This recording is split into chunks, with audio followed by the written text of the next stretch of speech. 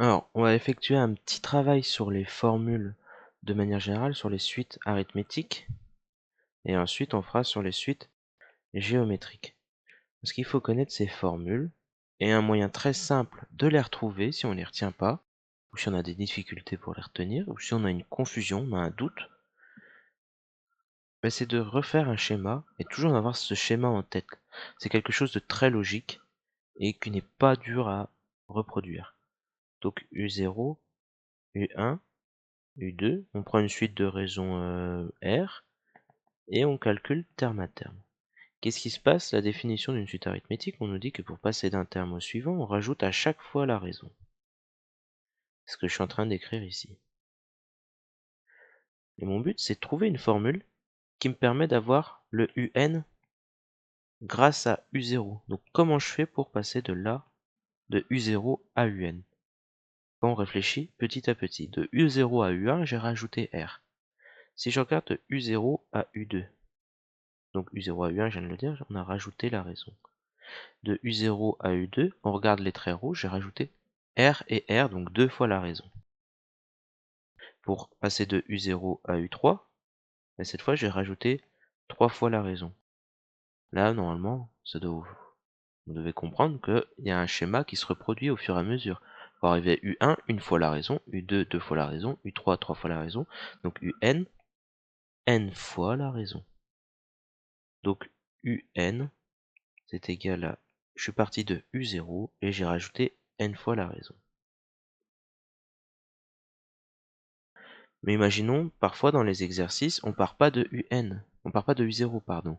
U0 parfois n'existe pas. Qu'est-ce qui se passe dans ce cas-là? On part de un autre terme, imaginons U1.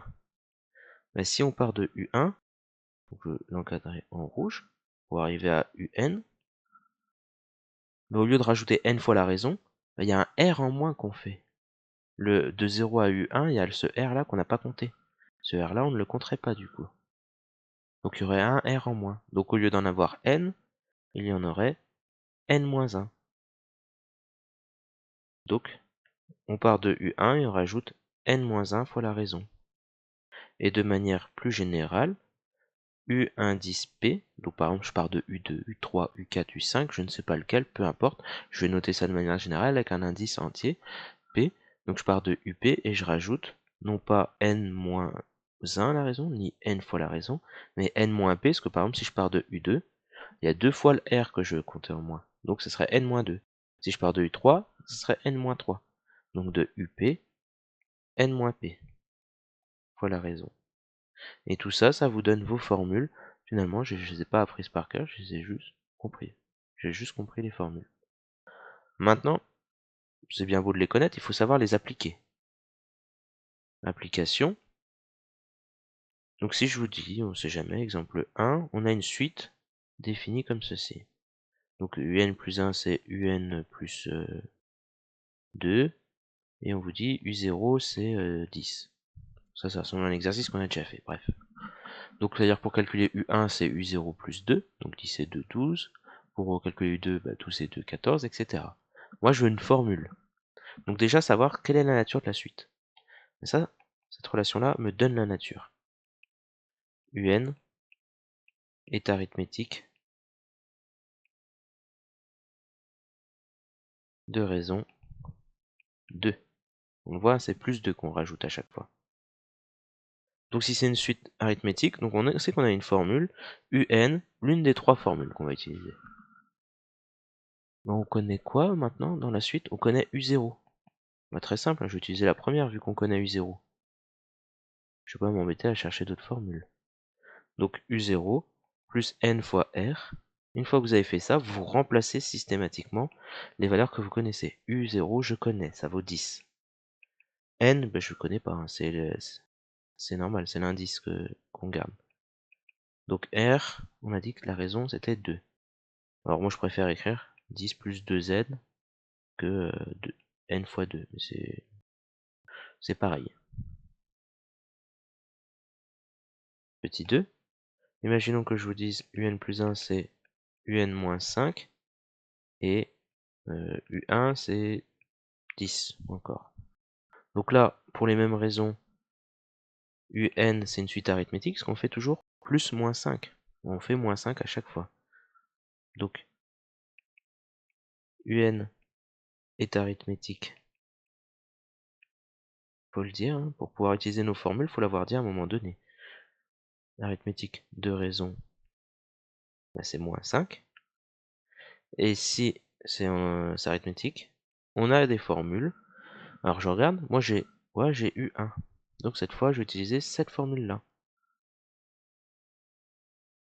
Donc U1 plus n-1 fois la raison. C'est-à-dire, je remplace, U1 c'est 10, n-1, donc n-1, je laisse comme ça, n-1 fois la raison, c'est-à-dire fois moins 5. Bon ça je peux développer un petit peu. Donc le 10, je le laisse devant. n-1 fois 5, donc je développe avec le moins 5. N fois moins 5, donc moins 5n. Moins 1 fois moins 5, ça me donne plus 5. Moins par moins, hein. Donc ça me donne 15 moins 5n, par exemple. Et pour ceux qui se demandent, je vais faire un troisième exemple très rapidement. Si je vous dis un plus 1, c'est un moins 10. Donc là, c'est une suite arithmétique de raisons. Je ne veux pas tout rédiger pour aller plus vite. La raison, c'est moins 10. Si je vous dis U7, c'est 24, pourquoi pas. Pour avoir une formule, donc avec U7, c'est la formule avec le UP plus N-P fois R. Donc la formule, je l'ai écrit ici. UP plus N-P fois R. Sauf que moi, c'est pas... Moi, je connais, c'est pour U7. Donc je remplace P par 7. Tout simplement. Donc U7 plus N-7 fois la raison, donc fois R. Donc je remplace 24 plus N-7 fois moins 10. Et je calcule ça simplement. Bon, je vais le faire. 24 plus N fois moins 10, donc moins 10N. Moins 7 fois moins 10, donc plus 70. 24 et 70, ça fait 94 moins 10N. Donc ça c'est UN. Et c'est normal que le N ne se simplifie pas. Parce que c'est une expression de UN, donc c'est normal qu'il y ait du N.